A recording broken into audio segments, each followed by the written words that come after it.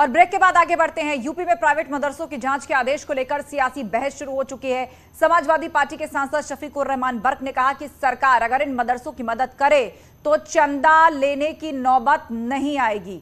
इस खबर को विस्तार से हम आगे आपको बताएंगे, लेकिन उससे पहले एक बड़ी खबर आ रही है। उन्नाव रेप पीड़िता को सुप्रीम कोर्ट से राहत।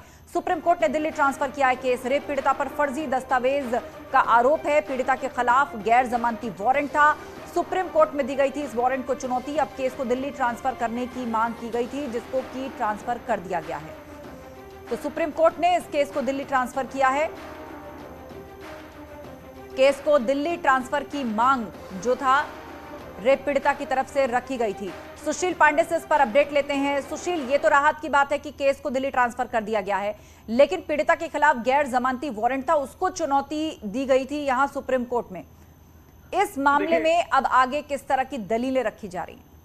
जी देखिए, जो एनबीडब्ल्यू जारी किया गया था उसी के खिलाफ पीड़िता सुप्रीम कोर्ट पहुंची थी, और जब पूरे मामले को सुप्रीम कोर्ट में उत्तर प्रदेश से दिल्ली ट्रांसफर कर दिया गया है तो टेक्निकली उस एनबीडब्ल्यू का कोई औचित्य नहीं रह जाता है, क्योंकि अब पूरा मामला अब दिल्ली में चलेगा। हालांकि पीड़िता की तरफ से सुप्रीम कोर्ट में अर्जी दाखिल करके ये कहा गया था कि जो इस पूरे मामले में लोग हैं वो उनको जबरदस्ती फंसाने की कोशिश कर रहे हैं, और साथ ही साथ अगर वो यूपी में इस ट्रायल को फेस करेगी तो उसकी जान को खतरा है, क्योंकि मामला फर्जी टीसी बनाने को लेकर था, जिसमें कुलदीप सिंह सेंगर अभी अपनी सजा काट रहे हैं। और इसी पूरे मामले में निचली अदालत में सुनवाई चल रही थी, जिसमें पीड़िता एक बार पेश नहीं हुई, और दोबारा जब उसकी पेशी नहीं हुई तो एनबीडब्ल्यू जारी किया गया, जिसके बाद पीड़िता ने सुप्रीम कोर्ट का दरवाजा खटखटाया।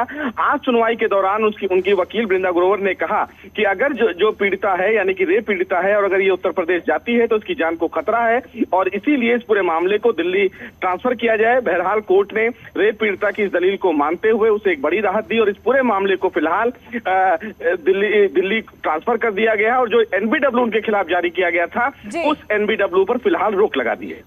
बिल्कुल, तो एनबीडब्ल्यू पर फिलहाल रोक लगा दी है, ये राहत की बात है। और केस भी, ये सुनवाई अब दिल्ली में होगी। उन्नाव रेप पीड़िता को सुप्रीम कोर्ट से राहत मिली है। जानकारी के लिए शुक्रिया सुशील।